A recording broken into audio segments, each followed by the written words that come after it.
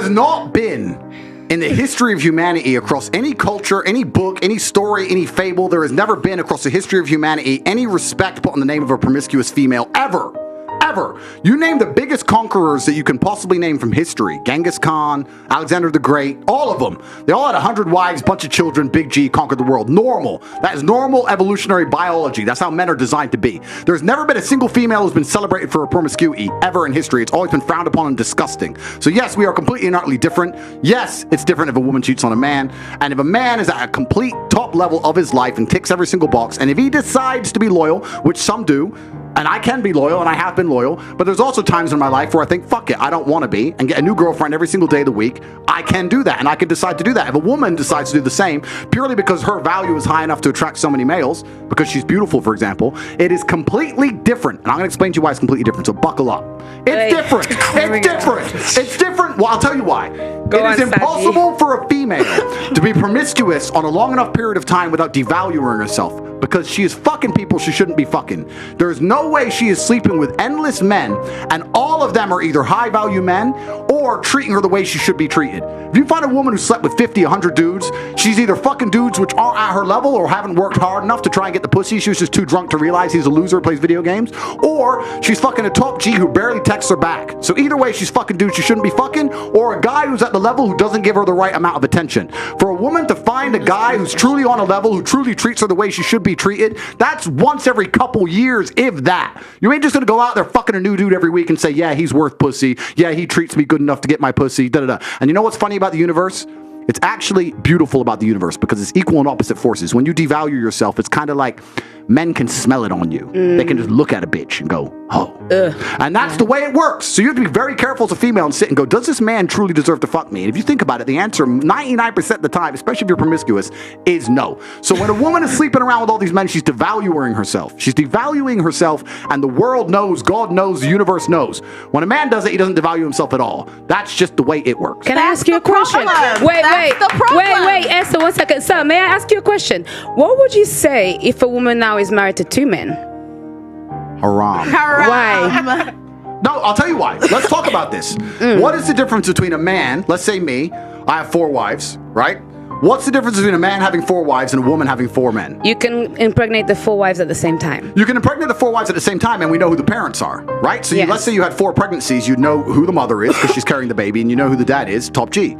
If you had a woman with 4 men and she gets pregnant, who's the parents? What about if... No, I'm asking. Okay, do you know? I ask, what if they're different races? Answer one white, the one black. You don't know. Answer the question. You don't know. Now, modern science can come along and maybe fix that for you, but that doesn't mean it's not wrong in the eyes of God. The idea of having a family, the idea of a child being born, one of the baselines for a new life to come onto this planet is for at least to understand who the 2 people who made it are, at least. If you have a woman fucking 4 dudes, you don't even know who got her pregnant. So may I just say... disgusting. Wait, may I just say something then? So if that is the case, if the one thing that you're meant to have is, at least you know who the 2 people that put that child on earth are, then that's why promiscuity for men is also a problem, because they get women pregnant, sometimes they don't even know they have children. That's haram, no? No, it's completely different. It's different because you have to understand, I'm talking about humans. You look at humans from a societal perspective, but society has changed, right? So let's say 200-300 years ago, if a woman got pregnant, she needed a man to survive. If that man didn't take care of her during pregnancy, she was going to die. She couldn't work a job, she couldn't hunt, couldn't fish, whatever, right? A woman literally needed that man for survival. So if you were to come to me and say, I'm pregnant, but you've been fucked by 4 different dudes, I'd be like, who says it's mine? Why am I looking after you? None of them want to look after her. She will literally perish. This is why in most of the world today, still today, virginity is so coveted, and throughout all of history it's been so coveted, because that's the only way to ensure paternity. She's a virgin, I know that's my baby. She ain't a virgin, prove it's mine. Outside of this modern science bullshit, shaitan, the devil we have here in the West, in most of the world today, without virginity or at least a low body count or at least anti-promiscuity, you can't tell that that's your baby. So it's a completely different thing. You're looking at the idea of a woman being pregnant and coming to a group of men and saying, one of you has to take care of me, put up with me when I'm fat and moody and annoying and I need my bills paid. And all the men are going to sit there and go, no, fuck no, prove it's mine. You can't prove it, bounce. Whereas different. If I get 4 women pregnant, we know the deal. Okay, so let me ask you a question. So obviously back then for survival, women needed a man. Otherwise, when they were pregnant, could die and all of these things, they would perish. In today's society, given evolution, given the fact that as women we can go and get... Yeah, but I'm not saying that. Isn't there a glitch between what is actually happening and the nature of what we have in our bodies. I think that's probably the conflict that we're having right now. Glitch in what way? In the sense that women don't feel like they need men in the most physical sense, perhaps that's like right. naturally. It's very interesting. Women don't feel like they need men in a physical sense because life is soft, but it's bullshit. And it's bullshit because you still need men by proxy, one. And two, the second life gets difficult, you very quickly learn how much you need men. But women will go, I'm independent, I don't need no man because I have an OnlyFans and men pay my OnlyFans, and if anyone comes up to me, I'll call a male police officer. I don't need men. Shut up, you fucking idiot. Of course you do. You just named your whole life is based on fucking men. The road you're driving on was paved by a man. The house you're living in was built by a man. The car you're driving was designed by a man. Your whole life depends on men. And the second anything bad were to happen to you, the second you were physically threatened, or times were to get hard, or war were to start, or famine, or riots, the first thing you do is find a big strong man, shit yourself, and throw the feminism out the window. Feminism goes out the fucking window the second that the snow needs shoveling, or there's a fucking broken down car, or the tire needs changing. Then all that crap vanishes. It's garbage. And this is the very interesting thing. I'll make a point here, which is going to get me canceled again, but I don't give a fuck. but this is the point. Feminism in and of itself can't be defended. Any idea, the point of an idea is that it can be defended by the people who believe in it. This has been the whole point of war since the dawn of time. It doesn't matter if it was the Christians against the Hindus. It doesn't matter if it was the Germans against the French. There were people who had ideas and ideologies, and they were prepared to fight each other to defend their ideology. Feminism is an ideology which cannot be defended by feminists.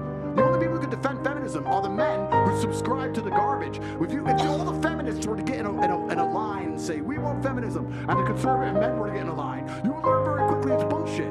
I had a friend in Afghanistan when Taliban kicked America out, and he told me the Americans were telling the girls they could go to school.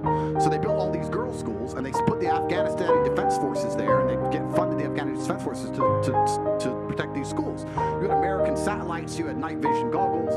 Taliban were afraid to attack. America leaves. Now you have Afghani Defense Forces. They're basically blind. They don't have satellites anymore. Don't have night vision, whatever. So now it's a real war. The men are standing next to this girls' school. The Taliban are coming. You're some dude. You're standing there, and you're looking at this girls' school, going, I don't really give a fuck if girls go to school. Bounce. And you didn't fight. So that's why they all gave up and Taliban took over so quickly. And when I said this, the girls like, yeah, they should have fought for us, feminism. Why don't the women fight? Can I ask? Oh, wait, the women can't defend their own fucking idea. You need men to defend feminism. So that's why the whole thing is stupid.